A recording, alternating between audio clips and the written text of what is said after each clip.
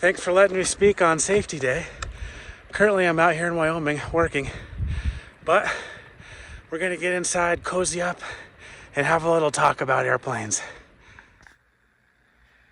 All right, guys, let's start by reviewing some basic aircraft operations. An airplane has many dangerous parts on it, so when we approach the plane, it's important to always approach from the rear. The front end of the plane usually has the most dangerous parts, the engine, so we want to make sure we stay completely clear of that. Also, watch different parts of the plane, so if you're checking your gear, you don't inadvertently run into it. And when you're getting closer to the plane, just go slow and watch your head. Many places you can bonk your head on the plane and it doesn't feel good. One of the most important things with jump aircraft is weight and balance.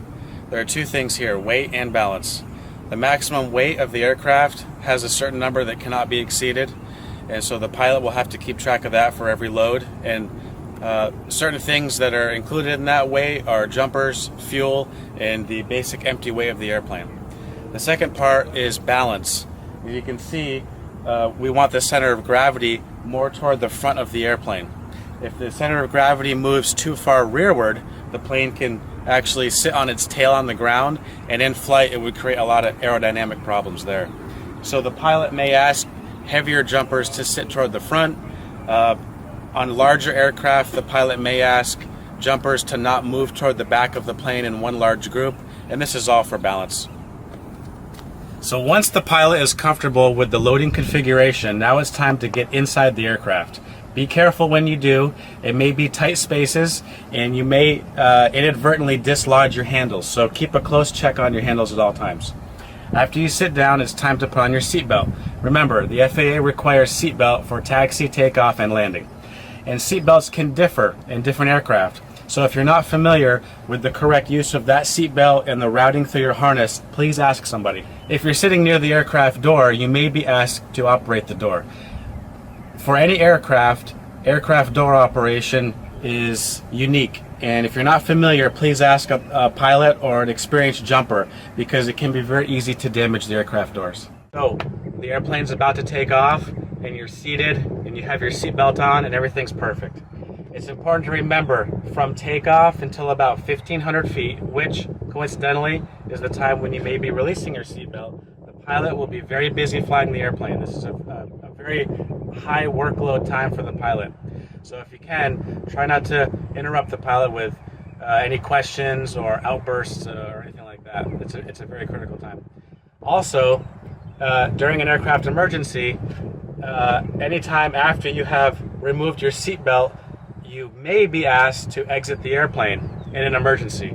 So it's important to think about specific procedures based on your skill level and equipment as to how you would exit and which canopy you may use if you're asked to exit kind of low. Concerning seatbelts, make sure that when they're not in use, they are not buckled together, because this creates a hazard where people get hung up as they try to exit. So if you're not using the seatbelt, keep it unbuckled. Okay, now it's time to exit the aircraft. And remember, if you're near the door, you may be asked to operate it. Make sure you know how to operate it properly. You open the door, you check the spot, it's time to exit.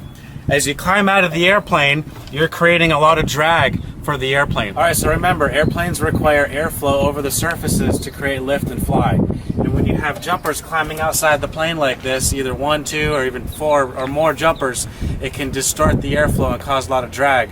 It creates a little extra work for the pilot, so just be aware of that. If you have groups larger than 4 or 5, maybe let the pilot know, just so the pilot is aware that there's going to be a few people outside the airplane. It may be a little bit more difficult to fly. And remember, on larger aircraft, it's important that everybody does not rush the door towards the back of the aircraft, because it can put the aircraft in a center of gravity that's out of balance. So if you have a large group of jumpers exiting together, it's important to let the pilot know. So let's cover some regulations given to us by the FAA. The pilot in command is responsible for the entire operation and safety of the aircraft. Also, the pilot in command must not have consumed any alcoholic beverages within the last 8 hours. 8 hours bottle to throttle. Also, the pilot in command is directly responsible for anything that is dropped from an aircraft, and must take reasonable precautions to make sure any objects dropped will not cause hazards to people or property on the ground. Operations above 14,000 feet require the pilot to be using oxygen. Operations above 15,000 feet require all occupants to be using oxygen. And lastly, any occupant in the airplane with a parachute, specifically a reserve parachute, it must have been packed within the last 180 days, your typical repack cycle, or else the pilot in command can get in trouble for that. So make sure your reserves are in date. Okay, so in summary, remember, when approaching the aircraft, always approach the aircraft from the rear and avoid any engines or propellers. When you enter the aircraft, watch your head. Make sure you're familiar with seatbelt use and door operation, and if you're unfamiliar, please ask. Once you're sitting in the aircraft and buckled, buckle up and shut up and let the pilot fly. Also be mindful of large groups exiting at once and communicate these details to the pilot. And have a fun jump. All right, I hope we all enjoyed that little review. Before we wrap this up, I'd just like to talk about the aircraft accidents, skydiving related accidents of last year. Globally, we had 3 aircraft accidents that were reported in skydiving, which is pretty good. Out of those 3, 2 of those were caused by engine failures. 1 was caused by a possible flight control malfunction with a trim. And to add a 4th bonus one, there was a parachute entanglement. So when we think about each of these things, it's good to rehearse in your mind sometimes. Again, the most dangerous time for us in the aircraft is during takeoff because we don't have a lot of altitude yet. So if we do have an engine failure and we are staying with the airplane while the pilot tries to reunite us with Earth as nicely as possible, it's important that we have our seatbelts on. It's important that we have all loose items secure and that we're ready for a crash landing.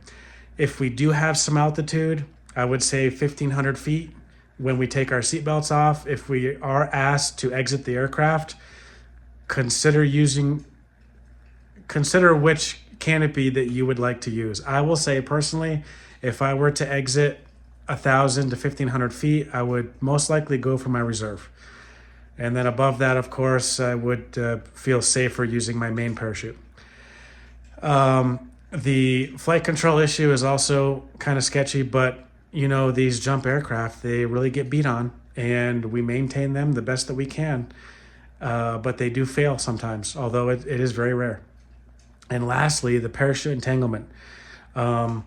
Make sure that somebody has a hook knife or that we have a knife in the aircraft, because when something like this happens, we have to work together and figure out the best outcome, because it may not always be an easy solution. So keep these things in mind, and I hope to see you guys soon. I can't wait to start jumping when the weather improves a little bit and we get back in the sky. All right, guys, we'll see you soon.